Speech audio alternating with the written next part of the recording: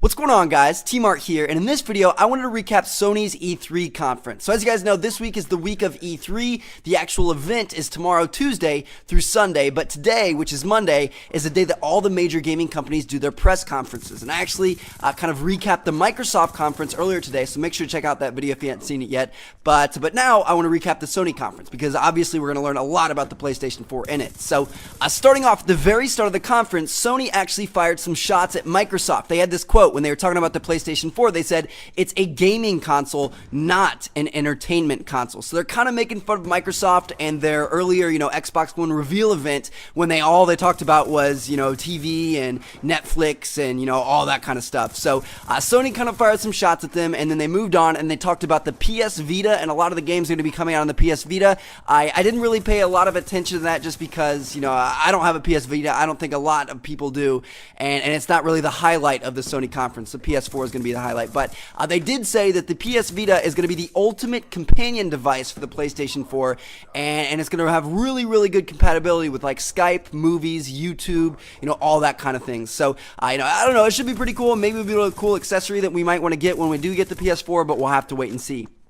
Next up, they announced that The Walking Dead Episode 2, which is called 400 Days, is coming this summer. So if you haven't played The Walking Dead by Telltale Games, it's one of the best games I have ever played in my entire life, and I was so emotionally involved in that game, it was crazy. So make sure you guys watch my Let's Play on T-Martin 2 if you haven't seen it, or play it for yourself. Both ways are going to be very good. Now, next up, they talked a little bit about The Last of Us, which is a new game that I'm very, very excited for. It actually comes out this Friday, June 14th.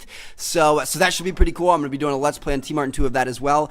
And then they talked about some of the PlayStation 3 games that will be coming this year. They talked about Puppeteer, Rain, Beyond Two Souls, Gran Turismo 6, Batman Arkham Origins, and then they're also making an exclusive Grand Theft Auto 5 console bundle where you can get the game and a PS3, which I think is a little bit weird. I don't know why they would come out with a bundle like that when the PS4 is about to launch.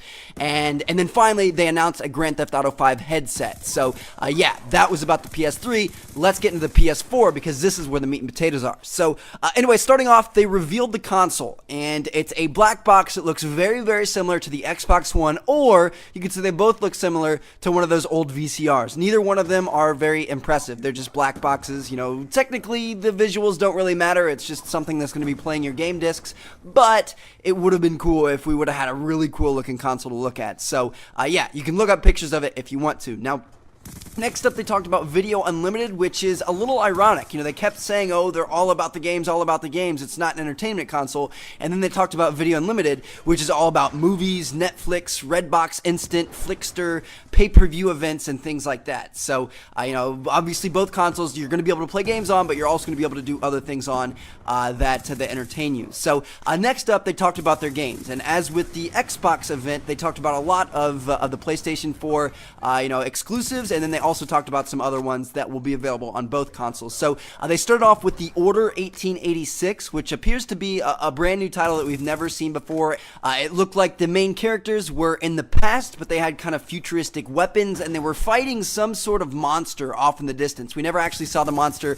but it could have been vampires, could have been werewolves, we're not sure. Now, next up is Killzone Shadowfall. It's a futuristic first-person shooter. I think a lot of you guys are going to know the Killzone series. That looks like a lot of fun. After that was Drive Club, which is a new racing game, which we actually saw at the PS4 launch event that I'm very excited about. Then they went on to Infamous Second Son, which is the third installment in the Infamous series, which I'm a very big fan of. I just played the first two recently and enjoyed them a lot, so that's going to be a lot of fun. And then next up, they showed Knack, which was a cartoony game, kind of like, Jak and Daxter or Ratchet and Clank or something like that. And it turns out that was one of the launch titles. So they said that the three launch titles that they were showing were Killzone Shadowfall, Drive Club, and Knack. So those three are going to be launching with the PlayStation 4 when it comes out later this year. Now, next up, they showed the Dark Sorcerer, which, I don't know, they really didn't give us much here. They were like, oh, here's a short little mini teaser. You can watch the full gameplay demo at a different date. But it looked like it was about like sorcerers and goblins and stuff. Next up was Transistor, which was an indie game created by the creators of Bastion. It looked a lot like Bastion, and then right after that, they followed it up with a bunch of indie games in different studios that are going to be first announced and kind of exclusive to the PlayStation 4. So Sony's kind of going after that indie-friendly approach, which is kind of cool. I mean, indie games are always very, very cheap, if not free, and they offer a really cool way to mix it up and find new games that aren't AAA titles and that aren't really well known. So it'll be nice to have that change of pace and have a lot of indie games on one console or maybe both consoles. Xbox hasn't really talked about it yet. Now, next up, they showed Diablo 3, which obviously is a game that's already been out, and they said they had a bunch of exclusive stuff coming to the PlayStation 4 for Diablo 3. And then after that, they showed Final Fantasy Versus 13 or Final Fantasy 14. I'm not exactly sure what it was. I don't know what that series is. I don't know what it means. I know it's a really popular series, but I just, it's beyond me. It was a weird, like, Chinese game, like they were speaking Chinese. They were running around with swords and hand-to-hand combat and water bending and a bunch of crazy stuff. So it was beyond me, but some of you guys might know more about that. Then they announced Kingdom Hearts 3, which I know is a huge game series that I never played. That was before my time. I'm a little bit too young to have played that. Now, next up, they announced Assassin's Creed 4 Black Flag, which obviously I'm very, very excited about. I love the Assassin's Creed series, and they showed some gameplay from that, which looked absolutely amazing. Next up, after AC4, was Watch Dogs, which you've seen a lot of lately, but they showed us some new gameplay that included a lot of driving, which was pretty cool, and that's definitely going to be one of the better games of the year. Then next up, they showed NBA 2K14, which had LeBron in it and had him in like real life talking, and then his character in the game. And honestly, I wasn't all that impressed with how the character looked. I thought he looked a little bit pixelated and a little bit bad, but according to the next gen consoles, you're actually going to be able to see his hairline receding in these games, which is not actually true. It's a joke, but anyway, yeah, NBA 2K14.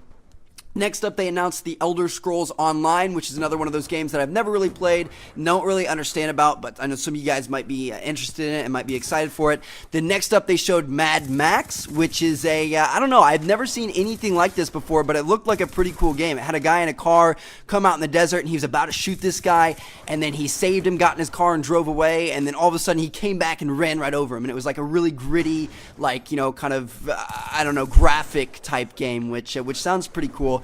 I look forward to seeing that. And then finally, towards the end of the conference, the last game that they showed was Destiny, which is an upcoming game that's made by Bungie and published by Activision, and it's a first-person shooter set in the future. It's kind of, space-themed. It's almost like Halo. Like, it looks a lot like Halo, so that should be pretty cool. We got some gameplay of it. It looked very, very good, so I'm excited about that. That's going to be available on both consoles, I believe.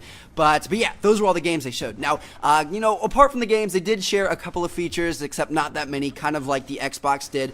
They did say that the PlayStation 4 is going to support used games, which is a big deal because we don't know if the Xbox One is going to support them yet. So, they said you can trade in games, you can give them to friends, you can sell them on eBay, do whatever you want to do. So, used games are supported on the PlayStation 4. Now, they also said that you do not need to be connected online to play single-player games, and you do not need to authenticate them every 24 hours. So that was a shot fired at Xbox. If you have a PlayStation 4, you don't need to be connected to the internet. There is no DRM or always online or anything like that, which is a major concern for a lot of people over the Xbox One. So that's a pretty big deal. And next up, they announced some new PSN capabilities that you can play games while you're downloading stuff. There's new friends and social networking integrations that I'm sure is with like Facebook and Twitter and things like that. They talked about the share button a little bit, which allows you to stream to Ustream as well as record videos and edit them up and send them to friends or YouTube or anything you want.